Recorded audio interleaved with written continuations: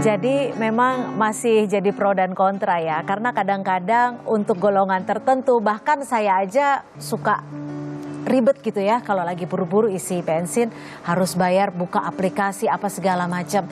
Sebenarnya tuh barcode-nya itu mewajibkan orang yang untuk membeli BBM bersubsidi ini untuk pembayaran atau gimana sih Mas? Iya, jadi barcode ini hanya sebagai bukti bahwa mereka diterima ataupun terdaftar lah ya untuk kendaraannya untuk bisa beli subsidi. BBM subsidi tersebut. Tetapi mekanisme pembayarannya masyarakat bisa menggunakan tunai, masyarakat bisa menggunakan debit, ataupun masyarakat bisa menggunakan aplikasi pembayaran yang lain.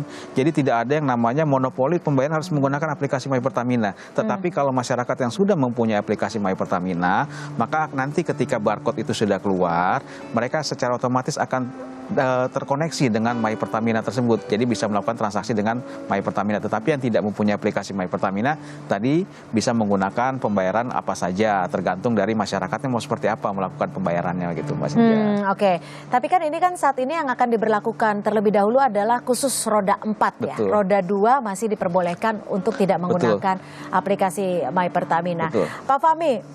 Pak Fahmi sekarang kan dikasih tahu nih bahwa boleh kok beli dengan pembayaran tunai, asalkan saja barcode-nya itu bisa ditunjukkan dalam bentuk kertas juga nggak apa-apa. Kalau menurut Pak Fahmi gimana dengan metode ini? Berarti sebenarnya mudah-mudah saja ketika sudah memiliki barcode-nya.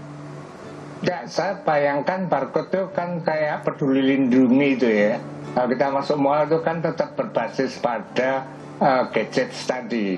Nah, saya nggak yakin apakah barcode yang dikirim melalui email itu bisa di-print, kemudian di-scan dengan menggunakan print out tadi.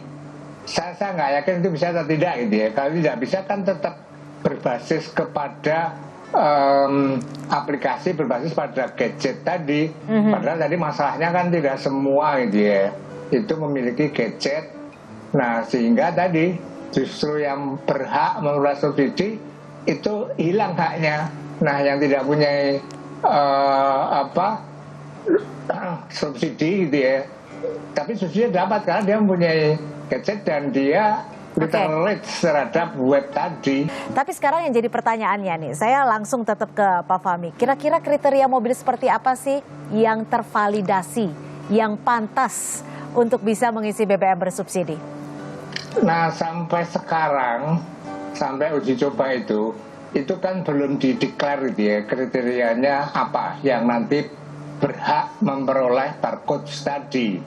Saya belum mendengar. Betul. Apa saja, hanya beberapa isu misalnya CC-nya di bawah 2000 misalnya, kemudian saya nggak tahu apakah itu tahun mobilnya atau harga mobilnya, itu belum dideklar secara eksplisit oleh Pertamina, sehingga tinggal menebak-nebak juga. Nah, tetapi apapun kriterianya gitu ya, itu saya kira akan sangat sulit diterapkan tadi. Misalnya CC 2000 itu bisa juga CC-nya yang 1500 tetapi mobilnya mewah, mobil mahal gitu ya. Bisa juga seperti itu ya. Bisa juga, dia bisa beli Pertalite, tetapi mobil tua yang CC-nya 2000 yang harganya murah nggak boleh beli. Ini akan terjadi itu Mbak Cindy. Maka kita tunggu dia hasil uji coba tadi. Kalau masalah-masalah semacam itu muncul dan yang penting tidak sesuai dengan tujuan untuk pembatasan, maka Pertamina harus dengan gentle gitu ya, harus dengan objektif membatalkannya itu ya, supaya tidak mencari masalah baru. Mestinya seperti Pegadaian itu mengatasi masalah tanpa masalah baru. Nah, kalau ini Pak Fahmi bisa secara garis besar mengatakan ini ada masalah, tapi justru jadi ada keribetan atau permasalahan baru. Kalau Mas Mamit gimana ngelihatnya? Ya, namanya kan kita berusaha ya, bahwa dalam hal ini pemerintah berusaha bagaimana mengurangi ataupun melakukan pembahasan terhadap BBM subsidi ya. Segala cara kita coba mulai dari isu apa ini kan sudah lama gitu, dan salah satunya adalah dengan menggunakan aplikasi My Pertamina tersebut. Kenapa menggunakan aplikasi My Pertamina? Karena aplikasi ini sudah existing, sudah ada, tidak perlu kita develop lagi aplikasi baru, tidak perlu lagi kita. Tapi kan sebenarnya nggak menggunakan aplikasi juga nggak apa-apa, itu yang menjadi konsiderasi. Betul, tidak ada masalah sebenarnya, karena tadi bisa secara manual gitu loh. Aplikasi yang, mohon maaf, aplikasi yang memang My Pertamina itu kan sudah lama menggunakan aplikasi tadi, tetapi khusus untuk pembayaran itu ya, untuk pembelian, bukan untuk pembatasan. Maka saya akan mengajar IT juga ini ya, mata kuliah Information Technology itu ya. Maka menurut saya My Pertamina yang sudah ada tadi itu tidak tepat untuk pembatasan pembelian Pertalite subsidi, Mbak Karena Cindy. sebelumnya digunakan untuk sarana pembayaran. Nah, untuk pembayaran. Itu saya kira makanya kenapa sekarang dicoba dikombinasikan. Kalau kita mempunyai aplikasi My Pertamina, sebenarnya ada pilihannya juga. Ada di dalam pilihannya itu adalah salah satunya adalah untuk yang solar subsidi. Ada di solar subsidi, ada LPG juga. Ada bentuk verifikasi yang nanti akhirnya dilempar kalau kita mau mengisi, kita akan dilempar ke web based juga. Jadi sebenarnya ini adalah sudah secara sistem sebenarnya sudah dipersiapkan oleh tim teman-teman Pertamina gitu kan ya. Bahwa ini akan berfungsi juga sebagai pembatas terkait dengan BBM subsidi ini, karena memang kan wacana ini sudah cukup lama. BPH Migas pun sudah menyetujui bahwa salah satu alat pembatasan yang digunakan adalah dengan menggunakan My Pertamina tersebut. Nah, memang Artinya sekalian yang sudah ada betul, yang sudah, dimanfaatkan. kita tidak perlu mendevelop aplikasi yang baru, tidak perlu mendevelop sistem yang baru. Kalau memang kita bicara tentang digitalisasi gitu kan ya. Tapi kalau tadi memang digitalisasi ada kendala, ada kekurangan, saya kira tidak ada. Ya memang namanya barang baru, sesuatu yang sedang dipersiapkan. Saya kira teman-teman Pertamina, pemerintah pun tidak tutup mata dengan masukan yang ada gitu loh. Kita menerima semuanya dan teman-teman Pertamina juga menerima semua. Tetapi yang penting tujuannya adalah sama.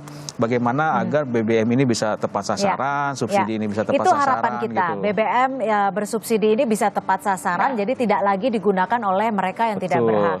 Nah, tapi Pak Fahmi, saya akan ke Pak Fahmi.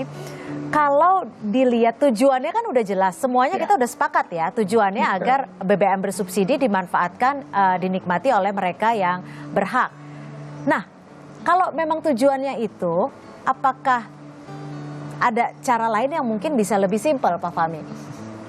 Iya, tadi saya komentari Mas Mamit gitu ya, bahwa My Pertamina atau dalam mendesain satu sistem aplikasi itu, yang paling utama untuk mencapai tujuan. Nah, penggunaan aplikasi My Pertamina tadi, kalau untuk pembayaran yang selalu jalan itu sangat tepat gitu ya. Tapi kalau kemudian desain tadi dipaksakan untuk tujuan lain, dalam hal ini adalah pembatasan, maka ini tidak tepat sama sekali dalam suatu desain untuk atau sistem analis dalam suatu penyusunan sistem gitu ya. Maka saya kekeh karena terus terang saya juga mengajar IT di Information Technology.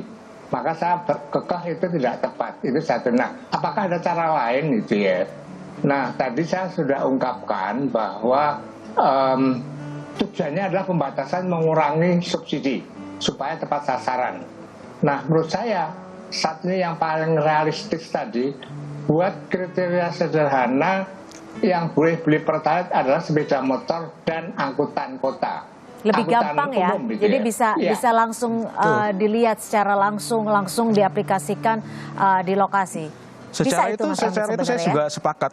Kalau kita bicara mudahnya ya memang seperti itu gitu kan ya. Memang dengan tadi yang saya sampaikan, kendaraan roda 2, angkutan umum, angkutan sembako, angkutan UMKM, pertanian, perdagangan, nelayan, untuk yang memang untuk masyarakat miskin ya memang itu memang harus. Buat saya itu harus, tidak perlu dibatasi, tidak perlu, itu harus diberikan oleh pemerintah. Tapi sebenarnya berapa sih, ada informasinya tidak? Kuota perharinya untuk BBM bersubsidi ini sebenarnya untuk berapa kendaraan sih? Ya, kalau total kuota itu kalau tidak salah sekitar untuk Pertalite itu 23 juta kiloliter 1 tahun ya. Untuk per? 1 tahun.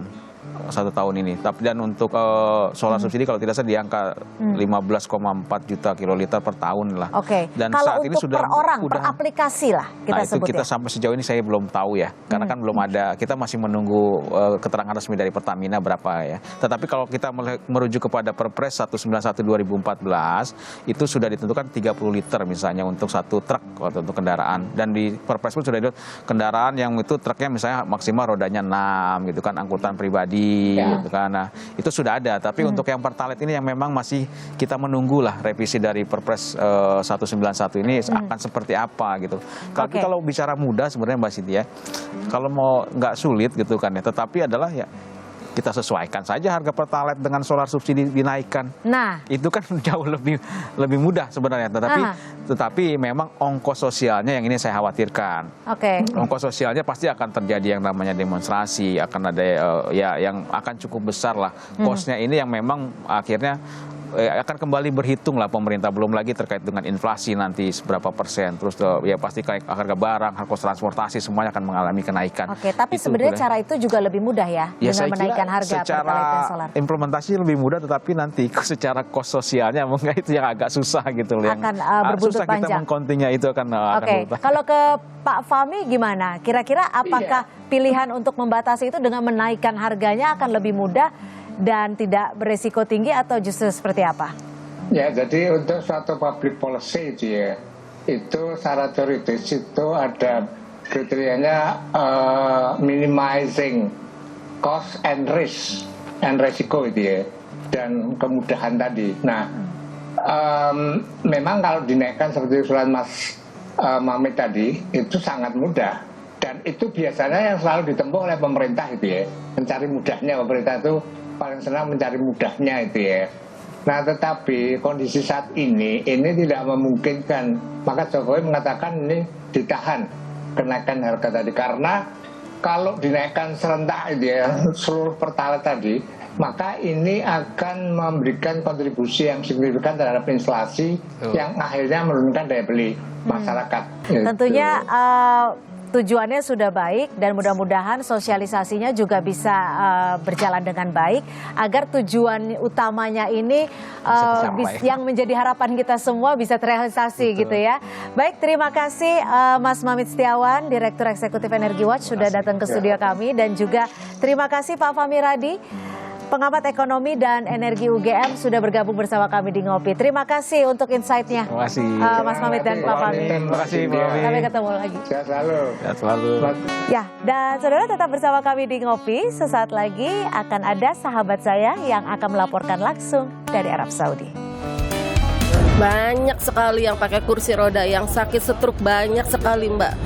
Kami umur yang di atas, pokoknya di atas 50 itu, yang umur yang di 60 itu banyak di atasnya.